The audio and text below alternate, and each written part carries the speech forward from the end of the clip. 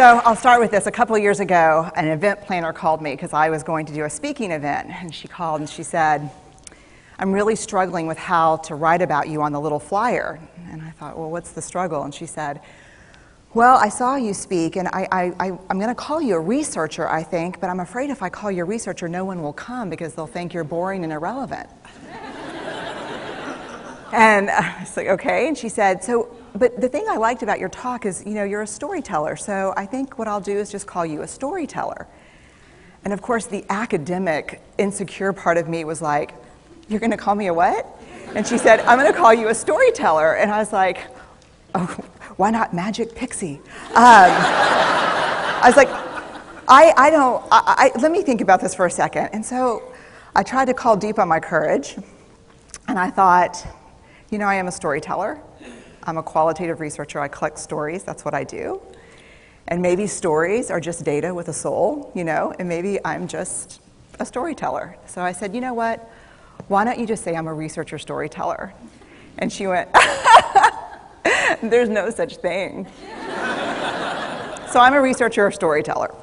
And I'm going to talk to you today. We're talking about expanding perception. And so I want to talk to you and tell some stories about a piece of my research that fundamentally expanded my perception and really actually changed the way that I live and love and work and parent. And this is where my story starts. When I was a young researcher, doctoral student, my first year I had a research professor who said to us, here's the thing, if you cannot measure it, it does not exist. And I thought he was just sweet talking me. I was like, really? And he's like, absolutely.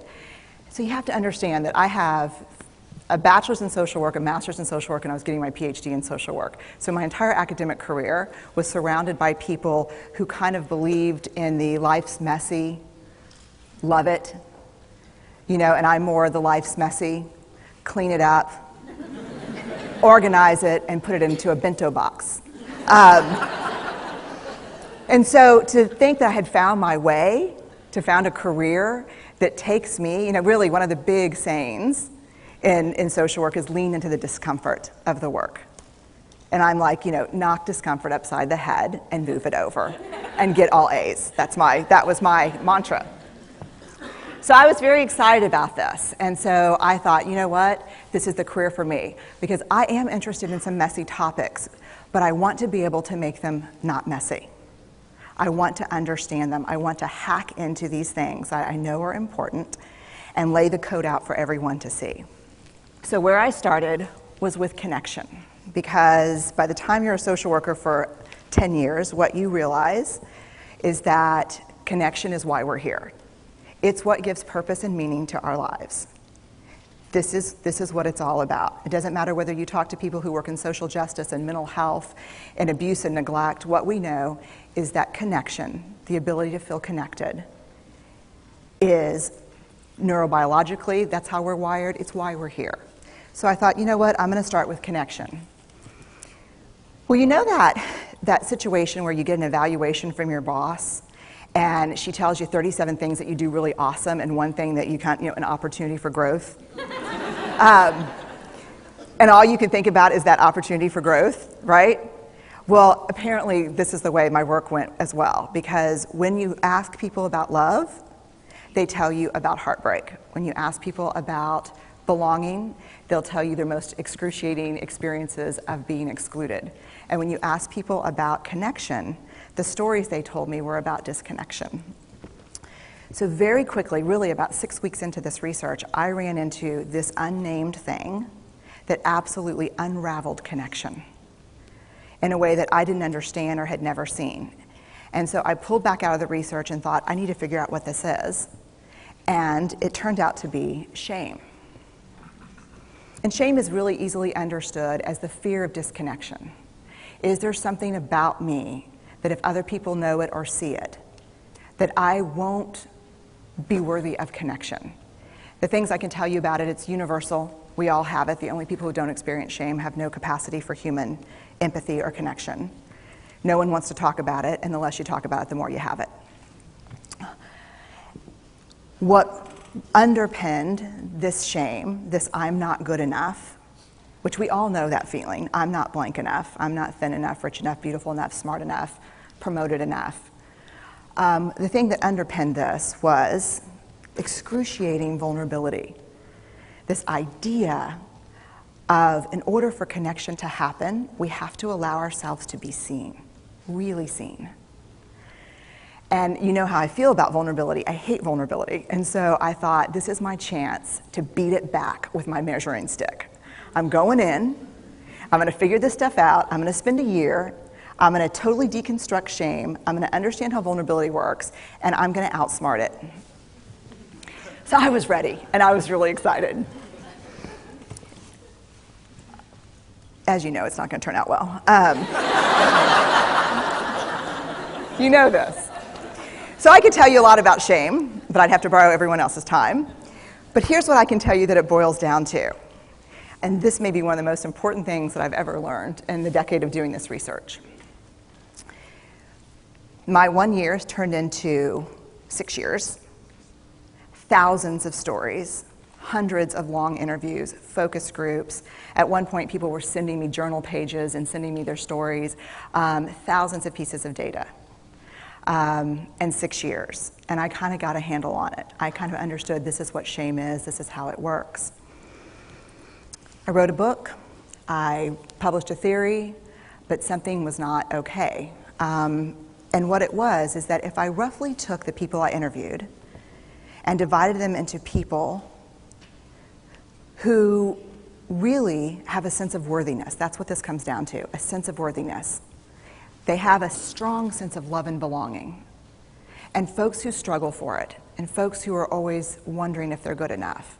There was only one variable that separated the people who have a strong sense of love and belonging and the people who really struggle for it, and that was the people who have a strong sense of love and belonging believe they're worthy of love and belonging. That's it. They believe they're worthy. And to me, the hard part of the one thing that keeps us out of connection is our fear that we're not worthy of connection, was something that personally and professionally I felt like I needed to understand better.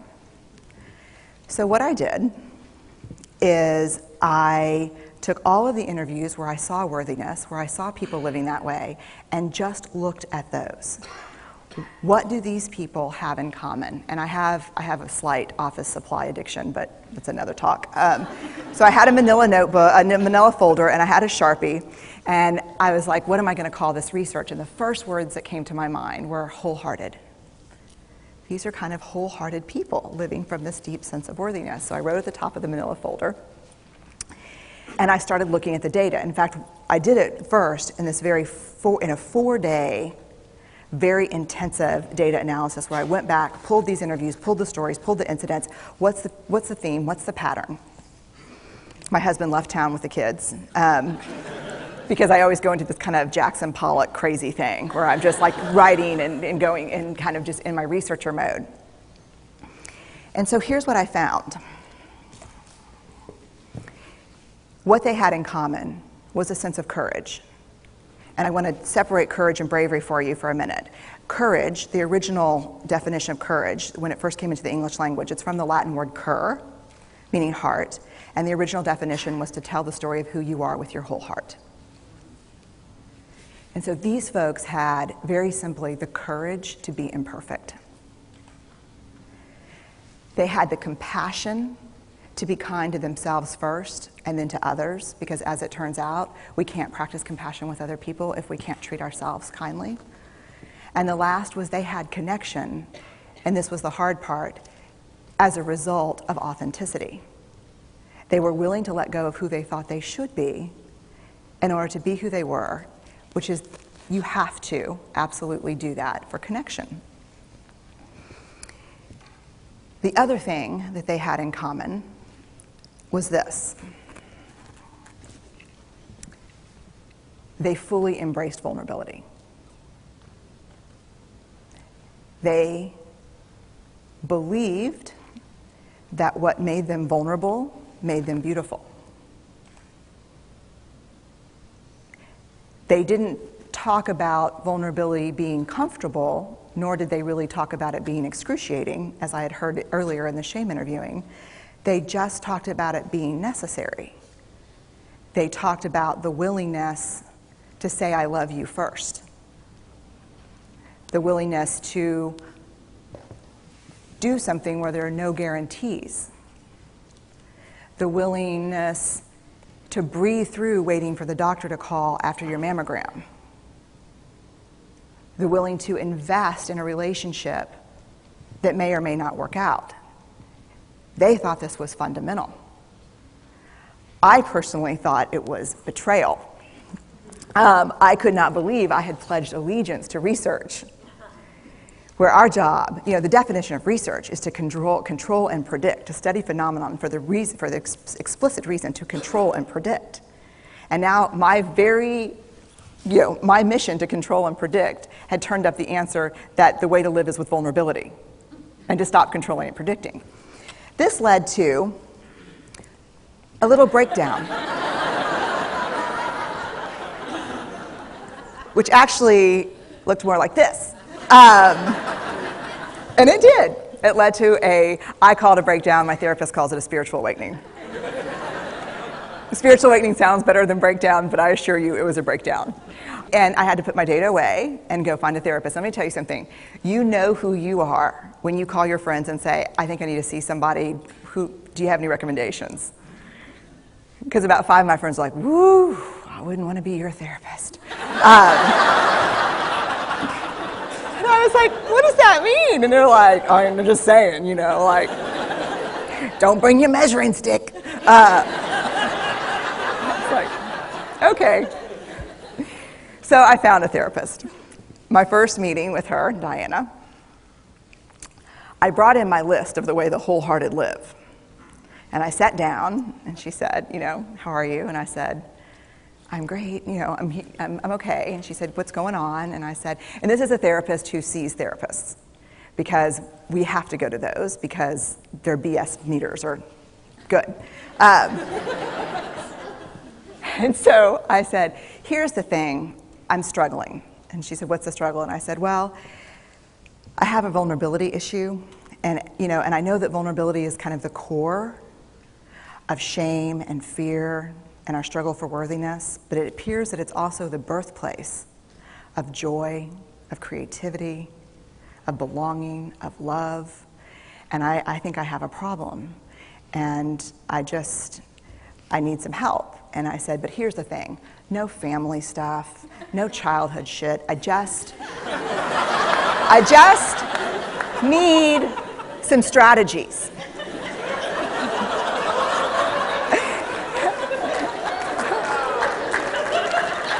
Thank you. So she goes like this. And then I said, it's bad, right? And she said, it's neither good nor bad. It just is what it is. And I said, oh my God, this is gonna suck. And it did, and it didn't. And it took about a year. And you know how there are people that, like, when they realize that vulnerability and tenderness are important, that they kind of surrender and walk into it? A, that's not me. And B, I don't even hang out with people like that. For me, it was a year-long street fight. It was a slugfest. Vulnerability pushed, I pushed back. I lost the fight, but probably won my life back. And so then I went back into the research and spent the next couple of years really trying to understand what the wholehearted, what the choices they were making, and what are we doing with vulnerability? Why do we struggle with it so much? Am I alone in struggling with vulnerability? No. So this is what I learned. We numb vulnerability. When we're waiting for the call, it was funny, I sent something out on Twitter and on Facebook that says, how would you define vulnerability? What makes you feel vulnerable? And within an hour and a half, I had 150 responses. Because I wanted to know, what's out there. Having to ask my husband for help because I'm sick and we're newly married. initiating sex with my husband, initiating sex with my wife, being turned down, asking someone out, waiting for the doctor to call back, getting laid off, laying off people. This is the world we live in. We live in a vulnerable world. And one of the ways we deal with it is we numb vulnerability. And I think there's evidence, and it's not the only reason this evidence exists, but I think that it's a huge cause. We are the most in debt, obese, addicted, and medicated adult cohort in US history. The problem is, and I learned this from the research, that you cannot selectively numb emotion. You can't say, here's the bad stuff. Here's vulnerability, here's grief, here's shame, here's fear, here's disappointment. I don't want to feel these. I'm going to have a couple of beers and a banana nut muffin. I don't want to feel these. And I know that's knowing laughter. I hack into your lives for a living. I know that's, God. You can't numb those hard feelings without numbing the other affects or emotions. You cannot selectively numb. So when we numb those, we numb joy. We numb gratitude. We numb happiness. And then we are miserable and we are looking for purpose and meaning. And then we feel vulnerable. So then we have a couple of beers and a banana nut muffin. And it becomes this dangerous cycle. One of the things that I think that we need to think about is why and how we numb.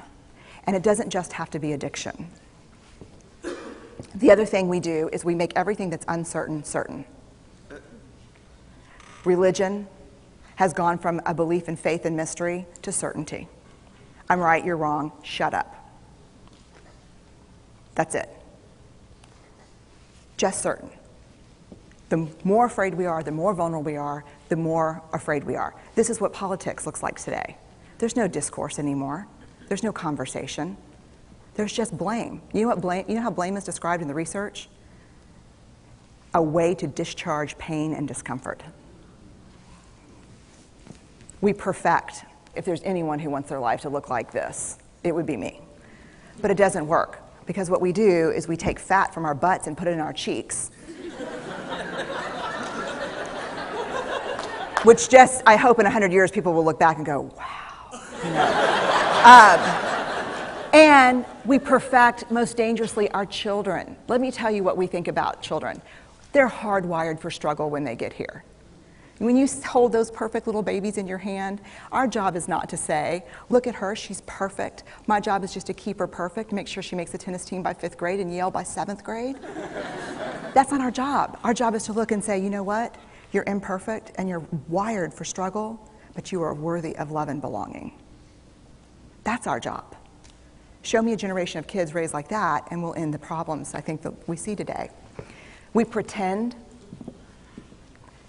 that what we do doesn't have an effect on people. We do that in our personal lives. We do that corporate, whether it's a bailout, an oil spill, a recall. We pretend like what we're doing doesn't have a huge impact on other people. I would say to companies, this is not our first rodeo, people. We just need you to be authentic and real and say, we're sorry, we'll fix it. But there's another way, and I'll leave you with this. This is what I have found. To let ourselves be seen, deeply seen, vulnerably seen. To love with our whole hearts, even though there's no guarantee. And that's really hard, and I can tell you as a parent, that's excruciatingly difficult. To practice gratitude and joy in those moments of kind of terror when we're wondering, can I love you this much? Can I believe in this as passionately? Can I be this fierce about this? Just to be able to stop and instead of catastrophizing what might happen, to say, I'm just so grateful. Because to feel this vulnerable means I'm alive. And the last, which I think is probably the most important, is to believe that we're enough. Because when we work from a place, I believe, that says, I'm enough, then we stop screaming and start listening. we're kinder and gentler to the people around us, and we're kinder and gentler to ourselves. That's all I have.